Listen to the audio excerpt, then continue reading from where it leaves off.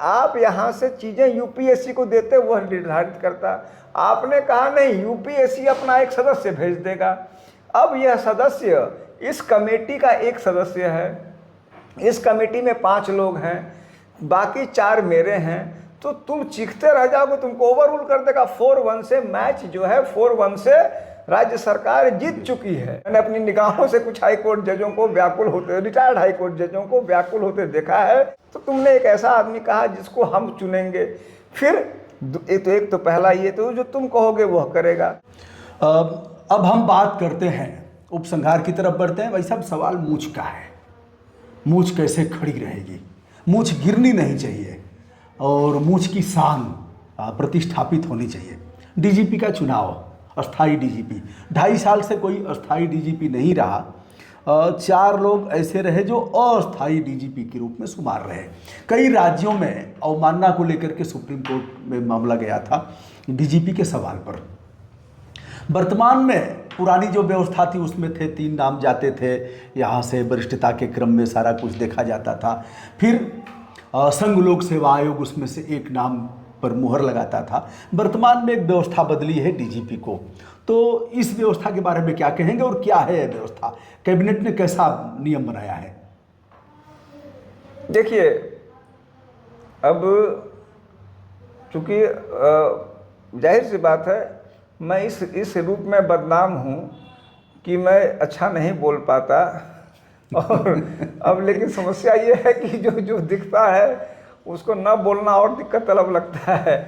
तो इसमें अब आप दोनों की तुलना कीजिए, आप स्वतः समझ जाएंगे। सुप्रीम कोर्ट ने प्रकाश सिंह केस में कहा कि 3 वरिष्ठतम आईपीएस अफसरों के नाम उनके कार्यों सहित तुम भेजोगे गृह मंत्रालय को, वह भेजेगा यूपीएससी को, जिनकी सेवाएं न्यूनतम 6 महीने तक के लिए हों जी, और उसे 2 साल का हम कार्यकाल दे देंगे जी। यानी कुल मिला के एक प्रकार से आपके इस कार्य पर आपको सीमाएं निर्धारित करते हुए उनको कह दिया कि तुम इनको देखो, इनके, ताकि एक थर्ड पर्सन का अपर हैंड रहे, एक न्यूट्रलिटी, एक प्रकार की पॉलिटिकल जो अपॉइंटमेंट में न्यूट्रलिटी का सेंस हो जाए। जैसा कि अब सीबीआई डायरेक्टर का होता है जी, प्रधानमंत्री फला और फला 3 व्यक्ति होते हैं, नेता विपक्ष होते हैं और एक मंत्री होता है। तो कहीं ना कहीं जो नेता विपक्ष है उसको कंप्लीटली इग्नोर किया जा पाना संभव नहीं हो पाता है जी। सीजेआई में कर दिया है कि तुम अच्छे, जब तक विशेष कारण ना हो सेकंड मैन को, नेक्स्ट मैन को, अब जैसे ये हट रहे हैं डॉक्टर चंद्रचूड़, उन्होंने संजीव खन्ना जी को रिकमेंड किया। ओनली रीजन वो सीनियर मोस्ट हैं, एक फिक्स कर दिया, ताकि जो कट थ्रोट कंपटीशन है, जो गंदगी फैलने की स्थिति है, या फिर जो कि मनमानापन है चेहरा देखने के बाद, वह सब खत्म हो। इन्होंने, महानुभाव ने क्या किया, इन्होंने एक बहुत ही देखने से लगेगा, और जिसको इन्होंने कहा भी कि हमने तो जो है बहुत ही शानदार एक फार्मूला क्या है, हम एक व्यक्ति को, एक रिटायर्ड हाई कोर्ट जज को हम उसका अध्यक्ष बनाएंगे। हाई कोर्ट के रिटायर्ड जज साहबान इस बात को अन्यथा न लें, लेकिन सच्चाई है कि हाई कोर्ट का रिटायर्ड जज हो या रिटायर्ड आईएएस अफसर हो, चाहे रिटायर्ड चपरासी हो, रिटायरमेंट के बाद जब भी उसको वह कुछ पाता है, तब वह हमेशा दीन भाव के साथ ही, विनय भाव और दीन भाव के साथ रहता है। क्यों? क्योंकि उसका हक नहीं होता है। वह जो है धन्यता के साथ कि वो जो किसी ने उसको यूं दे दिया है, उसको वो लोके रहता है, पकड़े रहता है। तो एक तो उसकी भावना ही वो हो गई कि जो तुमको हो पसंद वही बात करूंगा। उसके अंदर वह तमतमाहट नहीं रहता है कि आदमी का खुद का, जैसे मान लीजिए मैं एक छोटी सी पार्टी आज़ाद अधिकार सेना, मैं अपनी बात कहूँ, अब मेरी जो इच्छा होती है, मेरी पार्टी में कोई ना हो, मैं तनहा भी रहूँ, लेकिन मेरे अंदर एक ये होगा कि इस बात का मेरे अंदर दर्प होगा और वाजिब होगा कि मैं जो हूँ सो हूँ।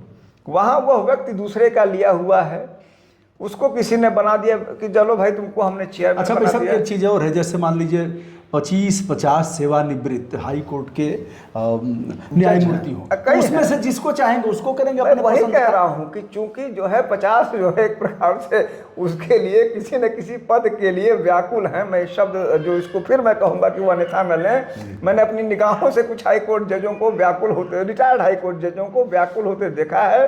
रोज आता है, जैसे डॉक्टर चंद्रचूड़ के लिए आ रहा है कि उन्होंने प्रधानमंत्री को बुलाया क्योंकि वो कुछ चाहते थे इंटरनेशनल कोर्ट ऑफ जस्टिस। या ये चाहत जो है, यह चाहत ही तो जड़ है। जिस अब ये डीजी भी बनाना और 2 साल देना वो चाहत को रोकने के लिए था। तो तुमने एक ऐसा आदमी कहा जिसको हम चुनेंगे। फिर एक तो पहला ये तो जो तुम कहोगे वह करेगा। नंबर 2, यूपीएससी को आप यहाँ से चीज़ें यूपीएससी को देते वह निर्धारित करता। आपने कहा नहीं, यूपीएससी अपना एक सदस्य भेज देगा। अब यह सदस्य इस कमेटी का एक सदस्य है। इस कमेटी में 5 लोग हैं, बाकी 4 मेरे हैं। तो तुम चीखते रह जाओगे, तुमको ओवर रूल कर देगा। 4-1 से मैच जो है 4-1 से राज्य सरकार जीत चुकी है। यूपीएससी का जो कुछ भी, यूपीएससी एज ए बॉडी और यूपीएससी का एक सदस्य, कहीं भी भीड़ में घुसा हुआ सदस्य, यह जमीन और वह आसमान का अंतर है। तो यह दूसरी बात हो गई, किस प्रकार से खेल हुआ है मैं बस समझाना चाहूँगा। तीसरी बात कि इस मामले में पहले था कि 3 सीनियर मोस्ट आईपीएस अफसर होंगे। तो आपको यह ऑप्शन नहीं है कि आप यहाँ वहाँ देखिए, बिल्कुल आपको घोड़े की तरह जिसका कहता है यूँ करके दिया हुआ है कि तुम मैथमेटिकल 1 2 3। अब क्या कर दिया है, उसने कहा कि डीजीपी पद पे जितने लोग होंगे उन वह, यानी जो नेट छोटा था उस नेट को आपने फैला दिया। जिसको भी आपने डीजी प्रमोट किया हुआ, इस समय डीजी 15-17 होंगे, तो 3 को आपने 13 कर दिया। और 13 में किसको आप चुनेंगे, 13वें को, 16 में 16वें को, 15वें को, कभी एक को भी। तो यह मनमानापन अपना, यानी अब जैसे कि फिल्मों में डायलॉग देते हैं कि जिस दिन, जैसे राजकुमार कहता था कि दिन भी मेरा हो और समय भी मेरा हो, स्थान भी मेरा हो और बंदूक भी मेरी हो। तो यहाँ पर अब तो जो है यह यहाँ के राजकुमारों के भी अब हाथ में सब कुछ है, खाली जो नाम होगा जिस पर मुहर लगनी होगी ऊपर से आ जाएगा। जैसे मेरे मामले में हुआ, मुझे सेवा से निकाला गया, कागज पे एक कमिटी कह रही है कि यह योग्य नहीं है। नाम कहाँ से आया, योगी आदित्यनाथ जी के यहाँ से। योगी जी की इच्छा नहीं थी कि अमिताभ ठाकुर सेवा में रहे, उन्होंने कमिटी में कौन था, मुख्य सचिव। मुख्य सचिव की कितनी हिम्मत है आप जानते हैं। मैंने ऐसा मुख्य, मैं जब 94 में जब एएसपी था, एक मुख्य सचिव मैंने देखा था और मुझे लगा था कि मैं वहीं बगल में, चूँकि एएसपी था मैं तना हुआ था, और मायावती मुख्यमंत्री थी। गोरखपुर एयरपोर्ट की बात बता रहा हूँ, जो भी पता नहीं क्या नाम, जो एयरपोर्ट है वहाँ बगल में। मुझे लगा कि ऐसा ना हो गिर जाए वो इतना ज़्यादा झुका हुआ था, इतना ज़्यादा झुका हुआ था, जबकि उसको हम लोग बहुत शानदार, मतलब एक होता है ना कि बड़ा ही, और मतलब पैरों में झुके हुए थे। अरे भाई मान लीजिए कि वो मुझे एक आध बार लगा कि मैं इसको लोक न लूँ, चूँकि मेरे लिए मुख्यमंत्री ज़्यादा वो गरिमामय था। मुझे लगा कि यार मेरे सेवा का सिरमौर है, ऐसा ना हो कि गिर जाए यहाँ पे। तो जो, और वो एकदम मायावती ऐसी थी और वो लग रहा था, मुझे 3-4 बार लगा कि मैं उसके हाथ पकड़ लूँ, फिर लगा कि ऐसा ना हो कि मुझे ही जो है मेरा ही काम बना दे। बहुत ही मुझे अफसोसजनक लग रहा था। तो 94 की बात बता रहा हूँ, अभी तो पता नहीं जो है वो खड़ा भी रहता होगा नहीं रहता होगा। तो ऐसे मुख्य सचिवों से आप क्या उम्मीद करेंगे, क्या न्याय करेंगे। अगले हैं अपर मुख्य सचिव गृह। हाँ। उनकी भी वही हाल है। और एक सेवानिवृत्त कोई डीजीपी। हाँ तब बताइए, वो फिर जैसे मुझे तो आईजी में ही फेंक दिया, डीजी यहाँ। तो अगर मैं सेवा में रहता तो मैं बिल्कुल ही नाखादा होता, तब भी मैं भी डीजी बन जाता, और नाखादा मैं हूँ ही हूँ। तो मान लीजिए मुझे भी उसमें सदस्य बना सकते थे। तो जिसको सदस्य जिसको बनाएंगे उसको कुछ वह इस लालच में होगा कि हमें इसी, अगर भाई जब सदस्य बनूंगा तो 10 दिन के लिए सही, 2 महीना के लिए मुझे गाड़ी घोड़ा कुछ रेम्यूनरेशन 10-5 लाख रुपया सरकारी मिल जाएगा।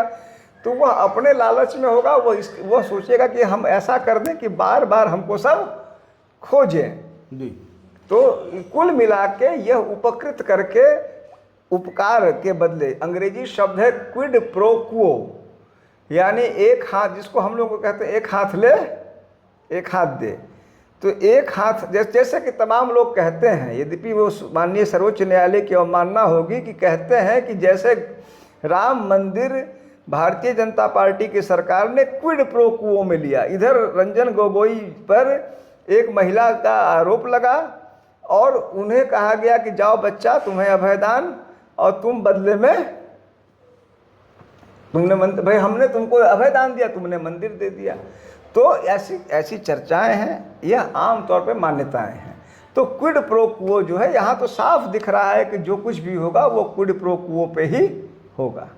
कई आईपीएस अधिकारियों को पीछे छोड़कर जो पात्रता के धारक थे, प्रशांत कुमार को अस्थायी डीजीपी बनाया गया और अस्थायी डीजीपी बनाए जाने की दिशा में मूंछ कैसे खड़ी रहे, ऐसा किया गया। भाई साहब, ऐसे मामलों में मान लिया कैबिनेट ने किया और सारा कुछ हो गया, क्या इन ऐसे मामलों को चुनौती नहीं दी जा सकती? और जो पात्रता के धारक हैं उनकी इच्छा है, हर आईपीएस चाहता है कि हम डीजीपी तक जाएं और हर पीपीएस अफसर चाहता है कि हम आईपीएस बने और कम से कम डीआईजी, आईजी तक, एडीजीपी तक हमारी सेवाएं। तो क्या यह लोग सभी स्पाइनललेस हो गए, इस मामले को चुनौती नहीं देंगे जो डीजीपी की सेवा में लिए जाने योग्य हैं? देखिए, इसमें समस्या वही है जो आपने कहा। समस्या ये है कि अब इस चीज़ को दो ढंग से चुनौती दी जा सकती है, एक जनहित याचिका के माध्यम से, एक प्रभावित पक्ष द्वारा। अब थोड़ा सा रोकेंगे, जनहित याचिका इस पर कैसे होगी? जनहित कहाँ से प्रभावित? मैं वही पाना चाहूँगा कि जनहित का, क्योंकि यह जो भी नियम बना था वो जनहित याचिका में ही बना था। प्रकाश सिंह ने जनहित याचिका की, उस पर नियम बना। डीजीपी की नियुक्ति जनहित का मामला है, इसको तो सुप्रीम कोर्ट स्वीकार कर चुकी है, तभी उसने इतना दुनिया भर का तामझाम उसने दिया था। अगर ये जनहित का प्रश्न नहीं होता तो वो इंटरफेयर नहीं करती। लेकिन उसमें यह जरूर है कि आम तौर पे जैसा आपने कहा कि कोई नया आदमी जाएगा कि भाई अब ये जनहित का मामला है, तो कभी इंटरटेन हो कभी ना भी हो, क्योंकि यह प्रश्न डिस्क्रिशन का आ जाएगा, इच्छा का, कोर्ट का, क्योंकि पीआईएल ही डिस्क्रिशन आधारित है। वह वहाँ वास्तविक याचना है, वहाँ न्याय नहीं है, इच्छा है, याचना है, उनकी इच्छा है। तो पीआईएल में कोई जाए, कोर्ट इंटरटेन करे ना करे, कर भी सकती है, ऐसा नहीं कि नहीं कर सकती है जी। अब दूसरा पहलू है जो प्रभावित पक्ष। अब तक जो 3 लोग थे। अच्छा, फिर रोकूंगा। हाँ। जनहित याचिका यदि है, लोकहित प्रभावित हो रहा है, तो क्या जो पात्रता के धारक हैं वही जा सकते हैं या थर्ड पर्सन भी जा सकता है? नहीं, जनहित का तो नियम ही है, आप और हम सभी जानते हैं कि जनहित में याचिका का तो आधारभूत सिद्धांत है, उसमें एक एफिडेविट में लिखना पड़ता है कि इस वाद से मैं किसी प्रकार से प्रभावित नहीं हूँ, मुझे कोई भी प्रत्यक्ष या परोक्ष लाभ नहीं मिलेगा, अर्थात तो जो कैंडिडेट है वो तो होगा ही नहीं। अब प्रश्न है कि जो कैंडिडेट होगा, तो कैंडिडेट मैं आपको बता दूं, मेरी जानकारी में ऐसा पट्टा इस समय यूपी पुलिस में नहीं कोई दिख रहा है जो कि वह बोलेगा कि भाई मैं अपना साल, 1.5 साल, 2 साल निकाल लूं। अगर मैं किसी के पास जाऊंगा भी और यह भी कहूंगा कि भाई मेरी पत्नी अधिवक्ता है, वह आपके लिए, मैं आपको आप चलिए कहिए तो चल चलूँ आपके साथ 10 जगह, कि वह आपके लिए मुकदमा हम लोग बना देंगे, वह मुकदमा लड़ेंगी, वह आपके लिए कोशिश करेंगी, वह हमको 10-20 हज़ार रुपया दे देगा कि बाबू जाओ, तुम्हारा फीस दे दिया हमने, लेकिन हमको इसमें जो है इसमें न उलझाओ।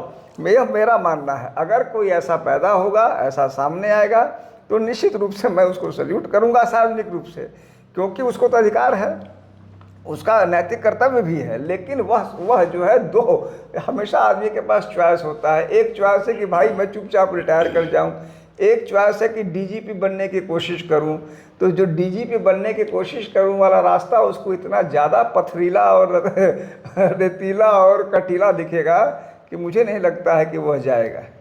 डीजीपी बनने की लाइन में खड़े दर्जनों लोगों के पास कोई ऐसा आईपीएस, ऐसा पट्टा नहीं है जो सीना ठोक करके कहे कि हमारी पात्रता है और हम डीजीपी बनने लायक हैं, हमें सुपरसीड करके ऐसा नहीं किया जा सकता।